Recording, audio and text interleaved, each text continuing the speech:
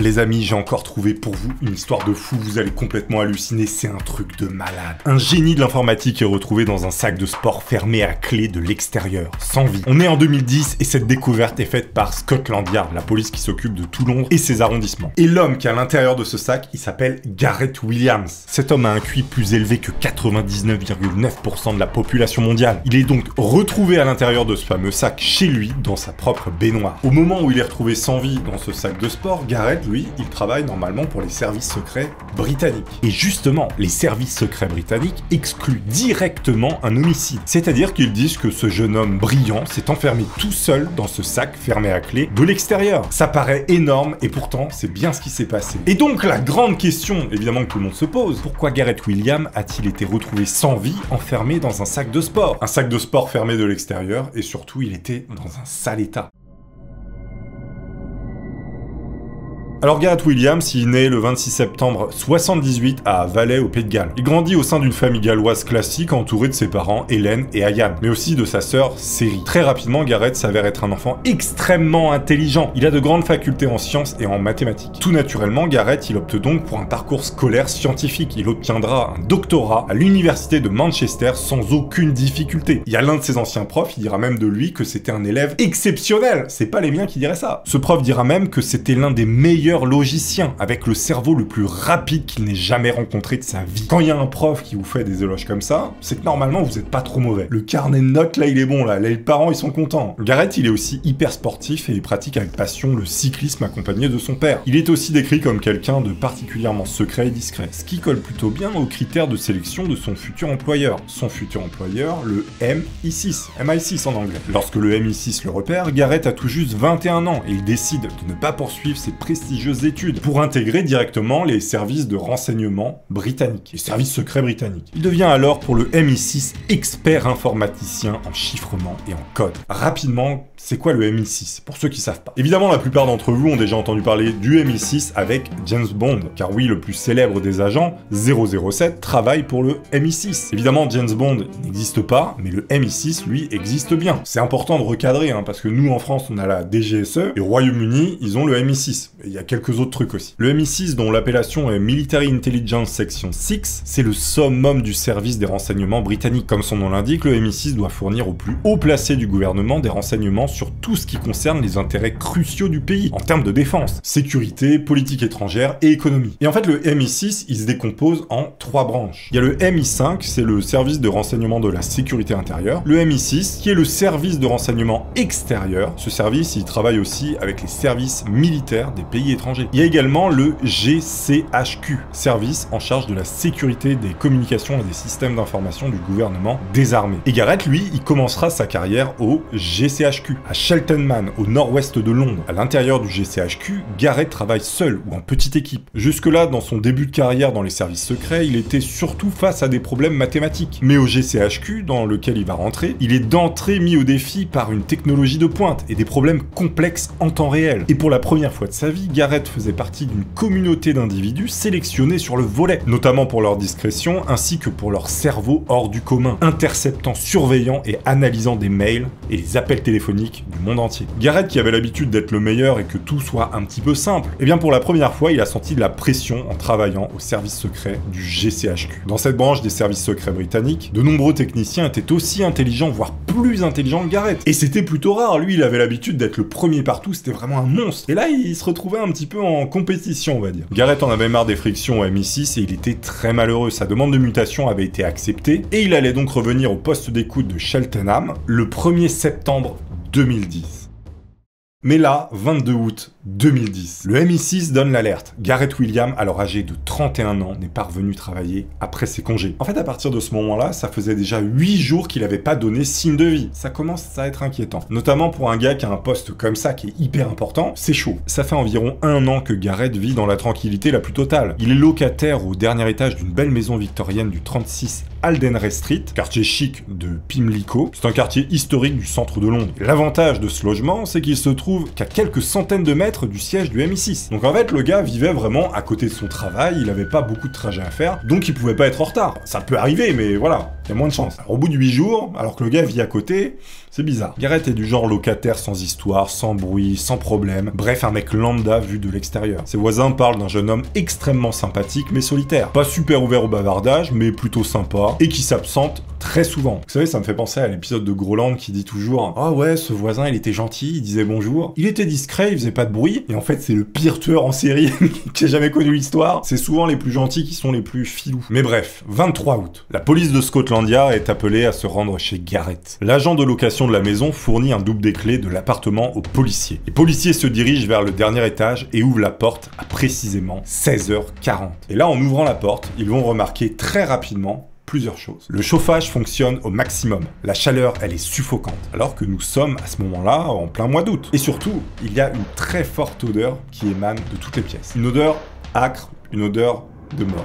Les rideaux du logement sont tous tirés, il fait noir, mais les lieux sont bien rangés et tout est propre. Pas de scène laissant croire à une lutte ou une effraction quelconque. Là, la police, elle va repérer sur la table du salon 2 iPhones, quelques cartes SIM et un ordinateur portable Apple. Et l'un des 2 téléphones a été complètement vidé. Les policiers se dirigent ensuite dans la chambre de Garrett et voient un peignoir par terre. Ils remarquent dans un même temps que l'odeur se fait plus dense et désagréable. Elle les amène en direction de la salle de bain attenante à la chambre. En entrant, l'agent John Gallagher s'arrête net. Il voit un gros sac de sport rouge de chez The North Face qui est posé dans la baignoire. Il s'approche du sac et essaie de le soulever, sauf qu'il est trop lourd. Lorsqu'il réussit à le soulever légèrement, il voit qu'un liquide rougeâtre suinte du fond. Et l'odeur est absolument insoutenable. Et un cadenas empêche l'ouverture du sac. Lorsqu'ils finissent par ouvrir le sac après avoir enlevé le cadenas, l'odeur est abominable. Dedans, ils trouvent un corps nu putréfié dans une position si tordue et étrange qu'ils pensent au départ que les bras et les jambes ont été coupés. Aucune trace de pression ou de lutte n'a été découverte à l'intérieur du bagage. Autre chose bizarre, la clé du cadenas est à l'intérieur du sac, sous le corps. Comment on peut fermer un sac de l'intérieur, avoir la clé de...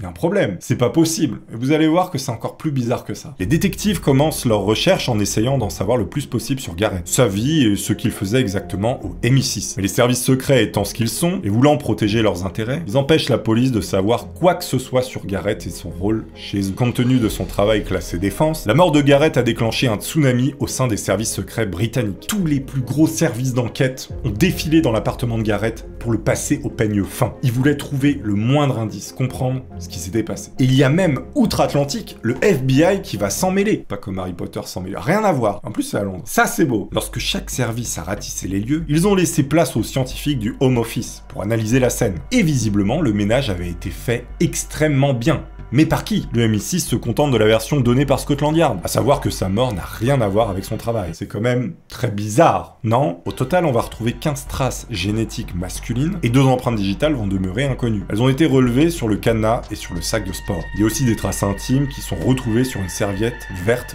roulée en boule dans la cuisine. Le corps de Garrett est terriblement décomposé, et notamment pour 2 raisons. Le chauffage était mis au maximum et le corps était là depuis 8 jours. Pour cette raison, la police ne souhaite pas infliger aux parents l'identification du corps. Ils vont s'appuyer sur des photos de famille. Le corps sera rapidement identifié comme étant bien celui de Garrett. Second problème. L'état du corps met aussi en difficulté les médecins légistes en charge de déterminer la cause de sa mort. Le docteur Ben Swift va donc autopsier Garrett. Il en a conclu que Garrett n'a pas été poignardé, ni battu, et qu'aucun os ne s'était cassé. Lors de ses recherches, il a aussi fait des tests toxicologiques complets. Et là, surprise, absolument rien. Pas d'intoxication, pas de produits de poison, ce que vous voulez. Rien, aucune trace d'une quelconque substance toxique dans l'organisme de Garrett. En revanche, il sera conclu que Garrett est mort dans le sac par suffocation et respiration de son propre dioxyde de carbone. Et en parallèle, en fait, là, les détectives, ils vont se tourner vers sa famille pour essayer d'en savoir un peu plus. Suri, qui est la sœur de Garrett, leur dit qu'elle a parlé à Garrett pour la dernière fois le 11 août 2010. Garrett lui a dit qu'il avait l'intention de mettre certaines choses en ordre avant de reprendre du service au GCHQ, le 3 septembre 2010. Et en fait, il revenait d'une conférence de hackers à Las Vegas. Il adorait aller voir ce genre de choses. Lorsqu'il partait bosser au GCHQ, Garrett avait l'habitude de louer une chambre chez l'habitant, précisément chez Jenny Elliott. Et ça faisait même 10 ans qu'il louait la même chambre à ces personnes. Environ une semaine après son dernier coup de fil, Seri, donc sa sœur, essaie d'appeler son frère. Cette fois, il ne répond pas. Elle tente à plusieurs reprises et commence rapidement à se faire du souci. Garrett, il est connu pour être une véritable montre suisse. Il n'est jamais en retard. Il est très organisé, méthodique et répond toujours quand on l'appelle. Mais en fait, lorsque sa sœur va lancer l'alerte, la police, elle était était déjà sur le coup. L'enquête se creuse et on réussit à en apprendre un peu plus sur Garrett et son rôle au sein du GCHQ. Il était maintenant détaché du MI6 et bossait pour le GCHQ. Il surveillait des cibles étrangères et collectait des informations, devenant plus un espion qu'un technicien de bureau. Il était sur le point d'être rappelé pour travailler sur un nouveau projet très ambitieux. On apprend également qu'il s'est fait une solide réputation avec l'affaire du complot liquide bombe, durant laquelle un groupe de radicaux britanniques d'origine asiatique a été découvert et prévoyait de faire exploser 7 avions qui se dirigeaient vers des grandes villes nord-américaines. Garrett avait réussi à intercepter les mails et les appels téléphoniques de ce groupe, mais aussi de leurs contacts à l'étranger. Et donc il avait réussi à désamorcer l'affaire, qui aurait fait un carnage. Pour cette affaire, il a même travaillé pour la NSA, à Baltimore. Ce qu'il a fait là avec la NSA, c'était vraiment un coup de maître. Garrett a déjà été mis en étroite collaboration avec les renseignements américains concernant d'autres radicaux. Mais il se serait également frotté aux Russes. Selon un analyste du renseignement étranger basé au Royaume-Uni, la technologie et les logiciels affinés par le GCHQ ont été développés pour suivre une cellule dormante. Une cellule dormante, c'est des espions ou des agents infiltrés pas encore passés à l'action, qui attendent le bon moment. Parfois, ils peuvent même attendre 20 ans. Et donc là, c'était une cellule dormante de Moscou, dont les Britanniques avaient été alertés dès 2003. L'affaire a explosé en juin 2010, lorsque 10 personnes ont été arrêtées aux États-Unis et accusées de faire partie d'un réseau d'espionnage. Selon l'ancien directeur du GCHQ, Garrett était obsédé par cette affaire, sa méthodologie et ses personnages. En parallèle, on découvre sur son compte en banque des versements d'argent étranges dont les expéditeurs ne peuvent pas être connus. On voit que Garrett retire ces sommes immédiatement en liquide après les avoir reçues sur son compte. Mais il y a d'autres faits plutôt étranges par rapport à Garrett. Le voisinage de Garrett dit qu'il ne recevait jamais personne chez lui, hormis une fois où ils l'ont vu recevoir 2 personnes issues du Moyen-Orient. Là encore, les enquêteurs n'ont jamais su qui c'était. Mais revenons à l'enquête. Elle va prendre une autre tournure lorsque les enquêteurs vont mettre à jour les tendances intimes, on va dire, de Garrett. Il avait des petits tripes. On découvre que Garrett possédait plus de 25 000 € de vêtements haute couture pour femmes. Il y avait des chaussures Louboutin jusqu'à des robes de chez Dior valant plusieurs milliers d'euros, en passant également par des perruques de femmes. Et tout était soigneusement emballé chez lui, il en prenait très soin. Et une perruque orange de femme est justement retrouvée sur une chaise. Il avait aussi beaucoup de maquillage. Mais ce qui attire surtout l'attention des enquêteurs, c'est l'historique de recherche sur l'ordinateur de Garrett. Le mec, c'est un génie en informatique qui plus est, il n'utilise pas la navigation privée. Vous connaissez la navigation privée, bande de pervers. Tu es un pervers, c'est ça? Et en fait là, ils vont voir que Garrett, il est allé à des spectacles de drag queen. En fait, des spectacles où il y a des hommes qui s'habillent en femmes avec des robes, tout ça. Il visite également des sites internet qui font l'apologie de pratiques un peu étranges, notamment où les gens s'entourent avec des cordes pour, voilà, faire des choses que vous imaginez. Mais on voit qu'il est également intéressé par ce qu'on appelle la claustrophilie. En fait, c'est une tendance morbide et anormale pour les endroits fermés et isolés. Et des trucs comme ça, bah, ça l'excite. C'est-à-dire que d'être enfermé dans une boîte, bah, il adore ça. Ça le fait, enfin voilà, vous comprenez. Et finalement, est-ce que Garrett, il serait pas mort à cause d'un jeu intime un peu extrême? Bah, ça paraît étrange. Et en fouillant un peu dans sa vie, les enquêteurs découvrent qu'en 2007, l'ancienne logeuse de Garrett l'a déjà entendu appeler à l'aide. Il a retrouvé menotté sur son lit. Garrett, apparemment, lui dira qu'il faisait souvent cette expérience pour voir en combien de temps il serait capable de s'en sortir. Et en combien de temps quelqu'un viendrait l'aider. Il avait des délires un peu bizarres quand même. À partir de là, la presse populaire se jette sur l'affaire et fait passer Garrett pour un fétichiste dont le goût pour l'extrême l'a tué. Et en réalité, la police dira plus tard que Garrett était un passionné d'art et aussi de haute couture. Le mystère s'épaissit et les détectives sont tous désabusés. Que s'est-il passé? Peut-être qu'un tueur à gages aguerri en médecine légale a été engagé. Peut-être que Garrett a mis en scène sa propre mort. Peut-être qu'un jeu intime où il s'asphyxiait a mal tourné. La chose vraiment qu'on peut se demander, c'est est-ce que sa mort, elle est liée avec sa vie personnelle, avec ses délires peu communs, on va dire, ou bien à sa vie professionnelle en tant qu'agent des services secrets britanniques. Quoi qu'il en soit, les enquêteurs sont tous d'accord sur un point fondamental. Garrett n'était pas seul. Il n'a pas pu se mettre seul dans ce sac et n'a pas pu cadenasser les 2 fermetures éclair de l'extérieur. Et là, le juge va demander une reconstitution de la mise dans le sac. C'est-à-dire qu'on va refaire la scène pour voir si c'était possible, pour voir si on peut aller dans le sac. Et là, la police va embaucher 2 hommes pour cette reconstitution. L'un est un contorsionniste professionnel, tandis que l'autre est un ancien militaire entraîné aux techniques d'évasion. Ils font tous les 2 à peu près la même taille et ont à peu près la même corpulence que Garrett, soit 1m72 pour 60 kg. Chacun essaie dans les mêmes conditions que Garrett de s'enfermer dans le sac et à l'intérieur de la baignoire. L'un essaie 100 fois et l'autre essaie 300 fois. Résultat, aucun des 2 hommes n'a réussi à s'enfermer tout seul dans le sac. À peine à y entrer, même un contorsionniste. Les pathologistes ont également déclaré que Garrett aurait visiblement étouffé dans les 30 minutes d'une augmentation rapide de 20 degrés de chaleur et d'une accumulation de dioxyde de carbone comme je vous l'ai dit. Malgré tout, les analyses analyses ne garantissent pas si le sac était déjà dans la baignoire ou si quelqu'un l'y a mis après. Au fil des années, de nombreuses autres spéculations ont vu le jour sur la mort de Garrett. Mais une théorie est ressortie de tout ça et elle est extrêmement intéressante. Lors d'un podcast diffusé des années plus tard, Norman Baker, ancien ministre du gouvernement de David Cameron à Boris Karpichov, ancien major du KGB exilé en Grande-Bretagne, ont pris la parole au sujet de cette mort étrange. Pour eux, Garrett, il était sur le point d'identifier une taupe au sein des services secrets britanniques, et notamment une taupe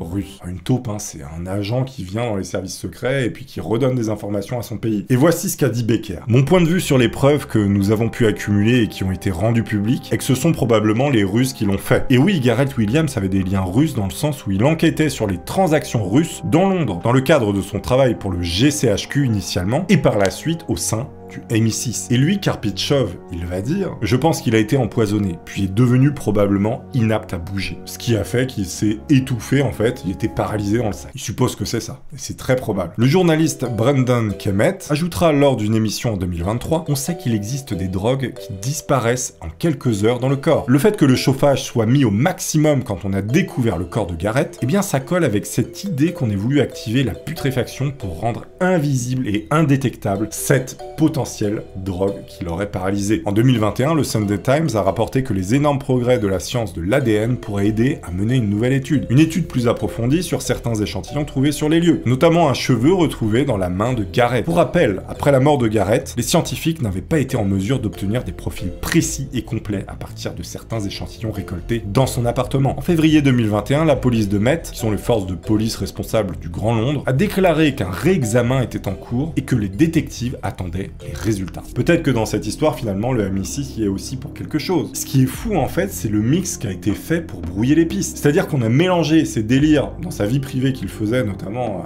des petits jeux un peu étranges, et on a mélangé ça en le supprimant de cette manière et en enlevant absolument quasiment toutes les preuves. Peut-être que les échantillons ADN, ils ont été dispersés exprès pour brouiller encore plus les pistes. C'est-à-dire que c'est peut-être votre ADN qui était dans son appartement. Ils sont allés récolter des crachats ou je sais pas, des chewing-gums dans des poubelles, mais bref. Évidemment, j'attends vos théories en commentaire. Merci à tous d'être arrivés jusque-là. Je vous dis à la prochaine pour une prochaine vidéo. Au revoir.